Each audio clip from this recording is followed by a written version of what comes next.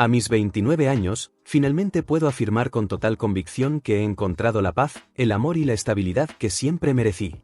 Hace poco contraje matrimonio con el hombre de mi vida, quien tiene 30 años y representa todo lo que un compañero debería ser: respetuoso, solidario y emocionalmente inteligente. Cuando lo comparo con mi expareja, peor aún, con la hermana de él, la diferencia es abismal. Mi esposo es, en muchos sentidos, un reflejo de la excelente crianza que recibió. Mis suegros son personas maravillosas, abiertas, comprensivas y en general muy cool. No tengo la más mínima queja sobre ellos, me han acogido en su familia con los brazos abiertos desde el primer día. Sin embargo, como bien dice el refrán, nada en esta vida es perfecto, y mi esposo arrastra un único, aunque significativo, defecto genético o circunstancial. Tiene una hermana de 26 años que parece haber nacido con una alergia congénita a la palabra no. Esta mujer salta los límites personales, sociales y legales con una desenvoltura pasmosa, actuando como si las reglas fueran meras sugerencias diseñadas para personas menos especiales que ella. Resulta profundamente desconcertante que haya salido tan diferente de sus padres, pero la crianza, a diferencia de la política, no es una ciencia exacta. Y hablando de política, ahí al menos existe una constante universal: todos los políticos son mentirosos, corruptos y ladrones. La única variable es que algunos tienen mejores relaciones públicas y ocultan sus fechorías con mayor elegancia. Volviendo al epicentro de este caos, mi cuñada. Desde el instante en que nos conocimos, su hostilidad hacia mí fue palpable, fría y calculadora. Probablemente me odió incluso antes de que nos presentaran, ya que tiene un historial documentado de despreciar a todas las parejas que su hermano ha tenido. Y antes de que la mente colectiva de Internet empiece a tejer teorías freudianas sobre complejos de Electra o enamoramientos secretos, déjenme aclarar algo: no está enamorada de su hermano. La razón de su animosidad es mucho más infantil y patética. Una de sus mejores amigas lleva, según los rumores, unos 12 años perdidamente enamorada de mi esposo. En la mente retorcida de mi cuñada, el destino había trazado un plan adorable: que su amiga se convirtiera en parte de la familia, sellando así un pacto de lealtad inquebrantable. Al parecer, para ella, ser una buena amiga no se limita a ofrecer un hombro para llorar o escuchar desahogos, implica actuar como una especie de proxeneta emocional, entregando a su propio hermano en bandeja de plata para que su amiga se divierta con él. Sé que suena a un guión de telenovela de bajo presupuesto, pero cuando conozcan la profundidad de su trastorno de límites, entenderán que este comportamiento es la punta del iceberg. Para ella, yo era un obstáculo desde el minuto cero.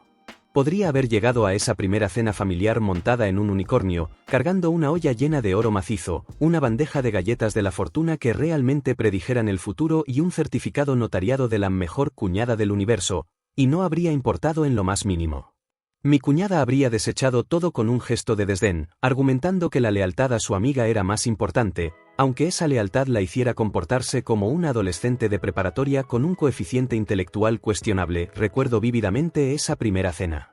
Los padres de mi esposo, con toda la educación del mundo, me hacían preguntas normales y cordiales sobre mi trabajo, mi familia y mis pasatiempos.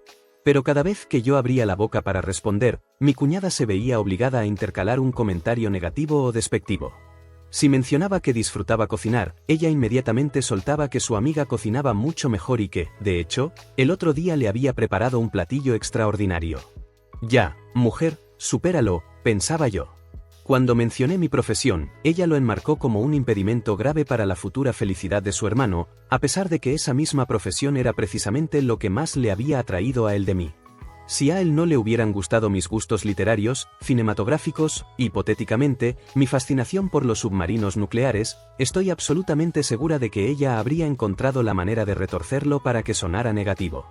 Probablemente argumentaría que la amiga tiene un abuelo con un bigote excéntrico que posee submarinos nucleares más eficientes o algo por el estilo. Lo más irónico y, a la vez, reconfortante de esa cena, era observar las expresiones de sus padres y de mi entonces novio. Intercambiaban esas miradas cómplices de adultos exasperados que dicen claramente: ¿de verdad no puedes ver que los mayores están hablando? No era una percepción paranoica mía, todos en esa mesa querían que se callara de una vez. Su propia familia es plenamente consciente de su inmadurez, y yo recibí mi curso intensivo de Conoce a tu cuñada en cuestión de horas. Pero antes de llegar al clímax de esta historia, que ocurrió el día de mi boda, es imperativo que retroceda en el tiempo para explicar por qué una mujer a la que llamaremos Marta tiene antecedentes penales, múltiples arrestos y una orden de restricción permanente que le prohíbe terminantemente acercarse a mí. Advertencia, esta parte de la historia es oscura y seria. Marta es la madre de mi exnovio, un individuo al que resumiré como un completo inútil, y que no tenía ningún derecho a saber dónde vivía yo, y mucho menos dónde planeaba casarme. Hace aproximadamente 6 años, mantuve una relación con un hombre al que llamaremos Duncan, el hijo de Marta, lo que lo convierte automáticamente en el engendrito. Como suele suceder con las relaciones tóxicas, todo comenzó bajo una fachada de encanto y normalidad. Nadie se presenta en la primera cita diciendo, hola, un placer conocerte, en unos meses voy a controlar tu ropa, tu alimentación, tus amistades y probablemente tu historial de visualización de Netflix.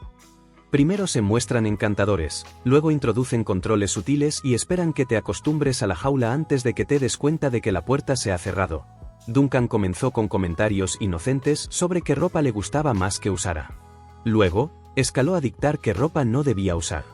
Después, pasó a controlar lo que comía, con quién podía hablar, cuánto tiempo exacto debía tardar en responder sus mensajes, increíblemente, hasta qué series de televisión eran apropiadas para que yo viera. Ni siquiera eran series que miráramos juntos. Este último detalle, que a primera vista parece ridículo, fue el que me ayudó a ver la situación con absoluta claridad. Hay una gran diferencia entre discutir que ver un viernes por la noche y que alguien estalle en ira porque empezaste a ver una serie que él no aprueba y que, bajo su distorsionada moral, no es correcta para ti. Tomé la decisión de terminar la relación, pensando ingenuamente que con eso el calvario llegaría a su fin. Estaba equivocada. La ruptura no trajo paz, sino una escalada de acoso. Duncan empezó a aparecer inexplicablemente en los lugares que yo frecuentaba, a llamarme desde números desconocidos y a acusarme dramáticamente de estar arruinando su vida. Finalmente, durante una discusión acalorada después de la ruptura, cruzó la línea definitiva, me golpeó, no lo dudé ni un segundo. Presenté una denuncia formal ante las autoridades y solicité una orden de restricción en su contra. Pero fue aquí donde entró en escena su madre, Marta. Ella no tomó la situación como lo haría una madre preocupada por el hecho de que su hijo hubiera ejercido violencia física contra una mujer. No, a Marta le ofendió personalmente que yo no hubiera mantenido la boca cerrada. Según su retorcida lógica, yo estaba manchando la reputación intachable de su familia y exagerando una simple discusión privada. No se trataba de que yo no fuera lo suficientemente buena para su hijo, ni de que él fuera el premio de la lotería. Se trataba exclusivamente de cómo mi valentía la afectaba a ella, como no oculté las razones de la ruptura y dije la verdad sin filtros, que su hijo era controlador, abusivo y me había puesto la mano encima. Marta desató una campaña de acoso en mi contra. Durante semanas, comenzó a aparecer casualmente en todos los lugares donde yo estaba, en el supermercado, en la cafetería de la esquina, merodeando cerca de mi lugar de trabajo. Siempre iniciaba la confrontación, gritando que yo había provocado a Duncan, que él era un buen hombre y que yo solo buscaba atención. Presenté múltiples denuncias por acoso. Al principio, la policía no hizo demasiado, ya que los encuentros ocurrían en lugares públicos, y debo admitirlo, yo también discutía con ella. Es cierto, yo no me quedaba callada, me defendía verbalmente. Me negaba a ser intimidada en silencio mientras una mujer negaba la violencia de su hijo, a pesar de que yo ya contaba con fotografías de moretones, informes médicos y una orden de restricción en proceso. Todo cambió drásticamente la noche del cumpleaños de una amiga. Fuimos a un bar a celebrar. Yo decidí irme temprano porque tenía que trabajar al día siguiente en medio de un proyecto crucial y no quería estar agotada. Ya había cumplido con mi rol de buena amiga al presentarme y compartir un par de horas con ellas. Caminé sola hacia mi coche en el estacionamiento. Después de ese momento, mi memoria se vuelve un borrón negro. Desperté 2 días más tarde en una cama de hospital, conectada a monitores, con un dolor punzante en todo el cuerpo. Fueron mis amigos y la policía quienes tuvieron que explicarme lo que había ocurrido. Marta me había emboscado por la espalda en el estacionamiento, me había derribado al suelo y había comenzado a golpearme con una brutalidad inaudita. Varias personas presenciaron el ataque y corrieron a intervenir. Mis amigos salieron corriendo del bar al escuchar el alboroto. Cuando el estacionamiento empezó a llenarse de gente, Marta intentó huir, pero no llegó lejos. Los testigos la retuvieron físicamente hasta que llegó la policía y fue arrestada en el acto. Esta vez, la evidencia era innegable. Había múltiples testigos, cámaras de seguridad y el hecho indiscutible de que yo había terminado hospitalizada. Nadie pudo argumentar que se trató de una discusión acalorada entre 2 mujeres. Finalmente, me concedieron una orden de restricción permanente contra ella. Pasé varias semanas en el hospital y en rehabilitación. Por una gracia divina, no quedaron secuelas físicas permanentes graves, aunque todavía experimento dolor en los días húmedos o de mucho cambio de presión. Sin embargo, el costo emocional y profesional fue alto, perdí tiempo de trabajo y oportunidades laborales importantes. Demandé a Marta por daños y perjuicios. Cuando terminé mi tratamiento, tomé la difícil decisión de mudarme a otra ciudad. No confiaba en que ella respetara la orden judicial, y mi seguro médico solo cubría la rehabilitación completa si permanecía cerca de ese hospital específico. Esperé a terminar lo necesario y me fui. Mi familia no vivía en esa ciudad, solo tenía amigos y mi trabajo. Irme no fue fácil, pero quedarme se sentía como una invitación abierta a esperar el siguiente ataque. Marta fue arrestada el día de la agresión, pero Duncan pagó su fianza. Posteriormente, fue condenada a 15 meses de prisión, aunque logró salir tras cumplir solo 8 por buena conducta. Si me preguntan, me parece una injusticia abismal, pero eso solo explica mi profundo escepticismo hacia el sistema judicial y los políticos que redactan estas leyes. Renové la orden de restricción cada vez que fue necesario. No por masoquismo o por querer seguir pensando en ella, sino porque no soy estúpida y conozco el valor de la prevención. Mi cuñada no conocía toda esta historia. Mi esposo y algunas personas muy cercanas sí, pero yo no sentía la más mínima necesidad de contarle a una mujer que me odiaba los detalles más traumáticos y vulnerables de mi vida. Ella no necesitaba saber quién era Marta, porque fui atacada o porque me mudé.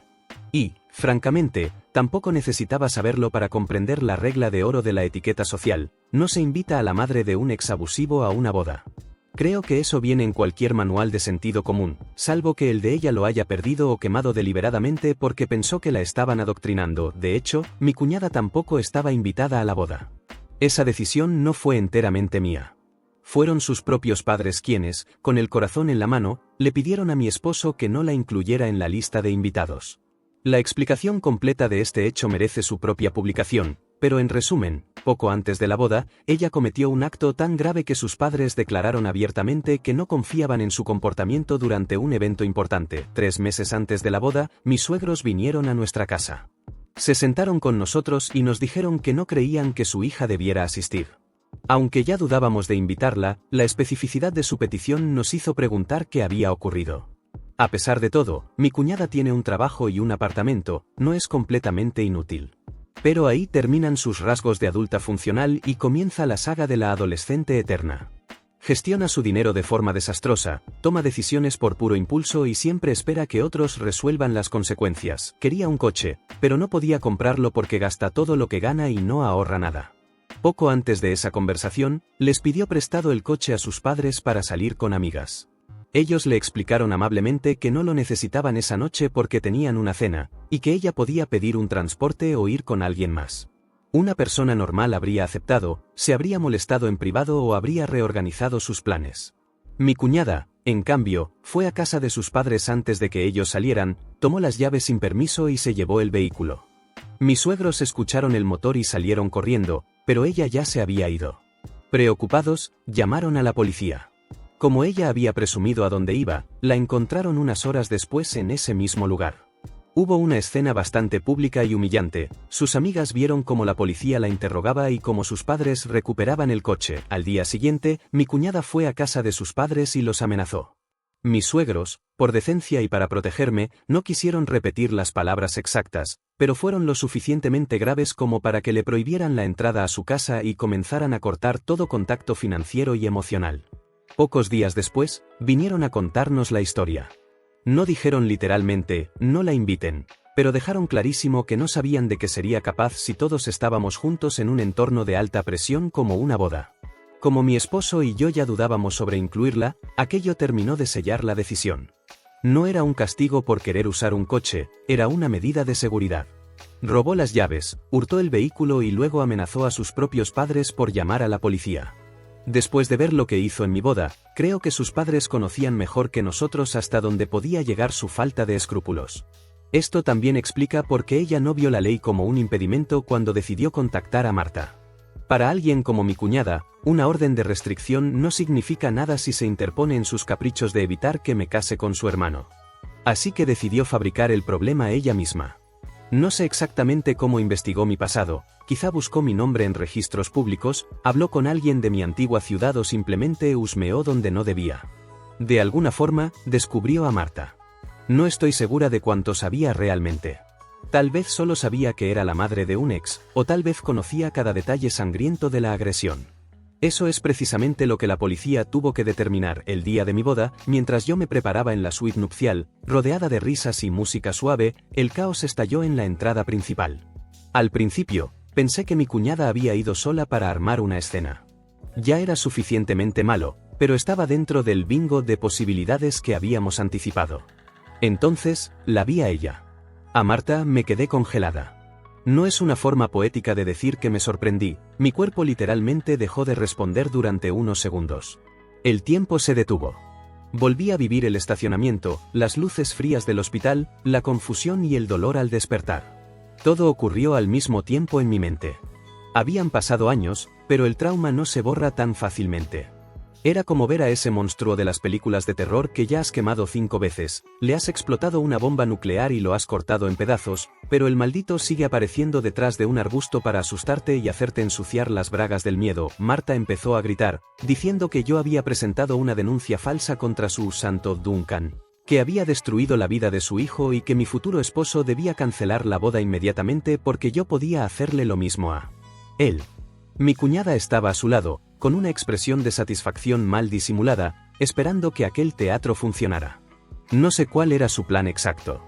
¿Acaso pensaba que mi esposo escucharía a una desconocida gritando y de pronto diría, tiene razón, cancelen las flores y devuelvan los depósitos? No funcionó. Mi esposo reaccionó con una rapidez y una lealtad que me reafirmaron que había tomado la decisión correcta de casarme con él. No dudó ni un segundo. Hizo lo adecuado e inmediato, llamó a la policía y a la seguridad del lugar.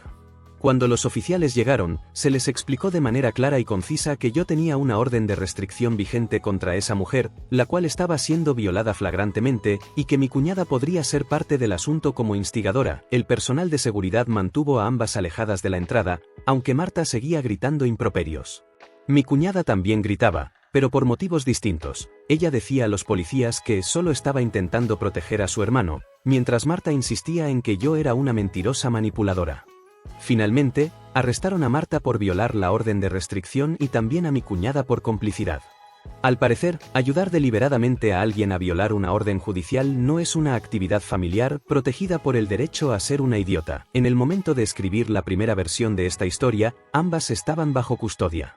No sé si literalmente compartían celda, pero me gustaría pensar que sí. Tal vez estaban en celdas distintas dentro de la misma comisaría, pero no es tan satisfactorio como imaginar que las dos son tratadas como las criminales que son. Si se demostraba que mi cuñada sabía de la orden y aún así llevó a Marta, tendría problemas legales muy serios. Marta, por su parte, seguramente recibiría una condena mayor debido a sus antecedentes. Ya había cumplido prisión por atacarme y había vuelto a violar la orden que me encargué de renovar religiosamente todo este tiempo. Me alegra muchísimo haber sido paranoica y mantener esa orden activa. Técnicamente, la boda continuó. La llegada de la policía no creó precisamente un ambiente romántico. Algunos invitados estaban asustados, otros confundidos, y varios preguntaban en voz baja quién era la mujer que gritaba que yo arruinaba hombres. Pero me casé. Mi esposo estuvo conmigo todo el tiempo, sosteniendo mi mano, anclándome a la realidad. Intentó hacer como si no hubiera pasado nada, lo cual era tan imposible como intentar esconder un cerdo en un hotel de 5 estrellas, pero la intención y el apoyo incondicional fueron lo que realmente valió. Estoy casada con el hombre que amo. La celebración, en cambio, quedó arruinada. El ambiente se tensó y decidimos terminar la recepción temprano. Planeamos hacer otra fiesta cuando todo este asunto legal terminara. Algo más sencillo, menos formal, pero con menos policías, 0, idealmente, menos acusaciones falsas, definitivamente, 0 mujeres con órdenes de restricción merodeando en la puerta. Actualización 1. En ese momento, todavía no tenía grandes novedades legales, pero muchas personas en la comunidad preguntaban por la historia. Al parecer, que tus propios padres te pidan que no seas invitada a una boda es un indicador bastante serio de que has cruzado una línea roja. Como no quería que se transformaran en perros rabiosos del chisme, decidí darles un poco más de contexto sobre el drama familiar mientras esperábamos las novedades legales. También me sirvió como distracción. La investigación seguía en curso, intentando determinar si mi cuñada sabía de la orden de restricción y simplemente no le dio importancia. Mi abogado nos aconsejó firmemente que no habláramos con ella ni respondiéramos a ningún intento de contacto. No hubo problema alguno con eso. Después de verla entrar a mi boda acompañada por la mujer que me mandó al hospital, no tengo absolutamente ningún deseo de tener una charla aclaratoria con ella. Mis suegros estaban destrozados. Mi suegra me pidió disculpas varias veces, llorando, porque cree que ha hecho un trabajo muy malo en la crianza de su hija. No tengo nada que recriminarles. Hasta ellos sabían que era una pésima idea tenerla en la boda. No había nada que yo pudiera hacer si ella estaba determinada a darme un regalo especial en forma de trauma. Por ahora, solo nos quedaba esperar. Actualización 2. Tengo buenas noticias y quiero compartirlas con todos ustedes. Sé que se alegrarán de saber que Marta volverá a prisión. Recibió una condena de 15 meses por violar nuevamente la orden de restricción y por todos los cargos relacionados con su aparición disruptiva en la boda. Esta vez, el juez fue implacable. No podrá salir antes por buena conducta y tendrá que cumplir la condena completa por reiteración delictiva. Es la misma duración que la condena anterior, pero como no aprendió nada en su primera estadía, el juez determinó que una pena completa podría servirle de escarmiento o, al menos, sacarla de la calle de manera efectiva. No son 15 años, lo sé, pero es algo. Una parte de mí habría preferido no volver a verla libre durante mucho más tiempo, pero 15 meses siguen siendo 15 meses. Son 15 meses durante los cuales sé exactamente dónde está, cuántas veces tiene permitido ir al baño, qué comerá, lo más importante, durante los cuales no puede aparecer en mi casa, en mi trabajo o en ninguna celebración familiar. Sobre mi cuñada, la evidencia fue demoledora. Revisaron sus teléfonos y mensajes. Sabía de la orden de restricción, y no de forma vaga o por rumores.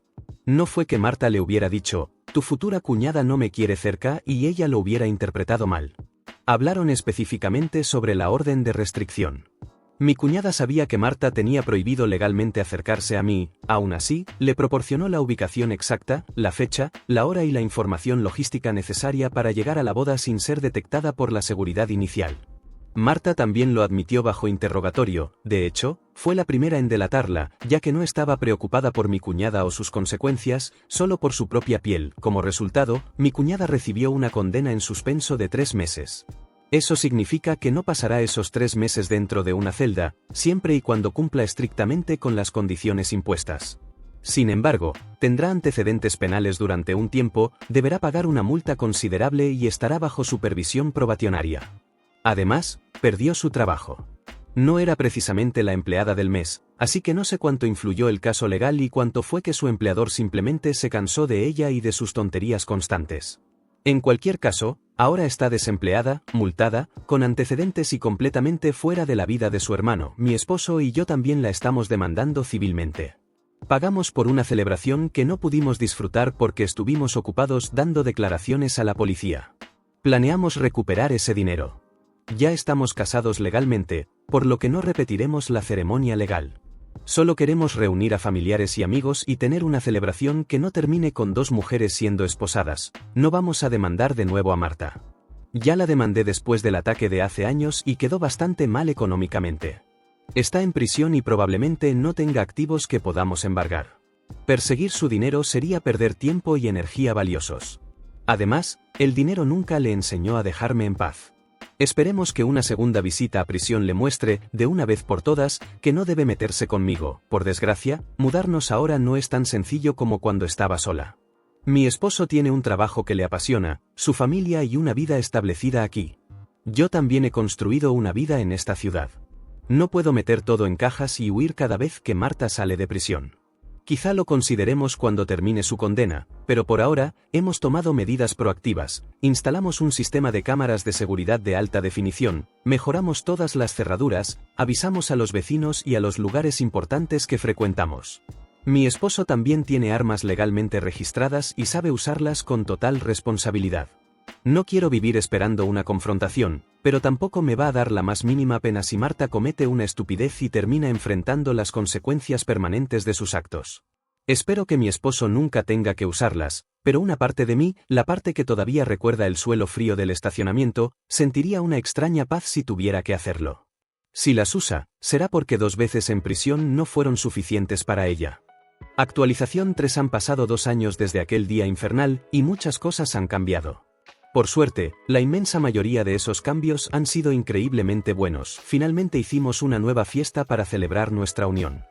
Fue mucho más casual, menos flores, menos formalidad, sobre todo, mucho menos aroma a boda tradicional. Ya estábamos casados, así que no necesitábamos repetir votos ni hacer otra ceremonia completa ante un juez. Solo queríamos buena comida, música, nuestra gente querida y una noche donde nadie, bajo ninguna circunstancia, tuviera que llamar a la policía. La demanda civil contra mi cuñada ayudó a pagar una parte significativa de esta nueva fiesta. Todavía no ha terminado de saldar toda la deuda, pero no me importa demasiado. La demandamos, ganamos y quedó claro que sus acciones tuvieron consecuencias económicas devastadoras, además de las penales. Ella no está feliz por eso, pero tampoco creo que exista una versión alternativa de la realidad donde mi cuñada esté feliz mientras yo siga casada con su hermano. Sus padres tampoco le hablan. La desheredaron oficialmente. No tengo todos los detalles del testamento ni me interesan, pero sé que tomaron la firme decisión de no dejarle acceso a ningún dinero que probablemente usaría para financiar otra decisión desastrosa o para intentar arruinar mi vida nuevamente. Ahora viene la parte que más me costaba escribir. Marta terminó su condena y salió de prisión. Mentiría si dijera que no me aterrorizó. Durante las semanas posteriores a su liberación, dormí muy mal. Revisaba las cámaras de seguridad con una frecuencia obsesiva. Cualquier coche desconocido estacionado frente a mi casa me parecía sospechoso. Mi esposo también estaba en alerta máxima, aunque intentaba no demostrarlo para no ponerme más nerviosa de lo que ya estaba. Mudarnos seguía sin ser una opción sencilla, así que decidimos plantar cara y esperar. Pasaron los días, luego las semanas, y Marta no apareció. Corren rumores de que se volcó por completo a la religión dentro de prisión. Alguien que la conocía dijo que empezó a asistir a servicios religiosos con fervor y que ahora puede que sea una persona diferente. Moriría por saber si eso es cierto, pero no lo suficiente como para acercarme a ella y comprobarlo personalmente. Creo que, por esta vez, me voy a quedar con el rumor. Prefiero creer en una Marta convertida en una mujer completamente distinta, que vio la luz divina, que la mancha de humedad en su celda le parecía el rostro de Jesús y que ahora dedica su tiempo a alimentar pajaritos desnutridos en un parque. Lo importante, lo único que realmente importa, es que no parece tener ningún interés en perseguirme. Con el paso de las semanas, el miedo empezó a bajar. No desapareció del todo, el trauma deja una cicatriz que siempre estará ahí, pero ahora estamos en una buena, sólida y merecida normalidad. La orden de restricción sigue vigente y eso nunca desaparecerá, a menos que yo haya muerto. Y aún así, probablemente la mantendría si la ley lo permitiera, solo por si decide volver, pero en forma de fantasma. Edición final, todavía hay paz en mi vida. No sé qué le dijeron, enseñaron o inyectaron espiritualmente a Marta durante su última estancia en prisión, pero parece estar funcionando. No tengo la más mínima intención de agradecerle en persona ni de convertirme en testigo de su redención. Mi cuñada tampoco ha vuelto a acercarse. Sigue distanciada de la familia, luchando por pagar su deuda y viviendo las consecuencias de sus propios actos. Para quienes preguntaron por esa mejor amiga de la que tanto se hablaba al principio, no sé quién es, ni me importa. Ni siquiera estoy enojada con ella, principalmente porque nunca la conocí. Es como si mi cuñada hubiera decidido montar todo este circo, arriesgando su libertad y su futuro, por un fantasma. Pero, siendo realistas, si es amiga de mi cuñada, no debe ser mucho mejor que ella. Así que mejor tenerla lejos. Hoy, miro a mi esposo, miro la vida que hemos construido sin sobresaltos ni miedos, y sé que valió la pena cada segundo de esta batalla. La justicia, aunque a veces tarda, finalmente hizo su trabajo. Y yo, por fin, puedo respirar tranquila.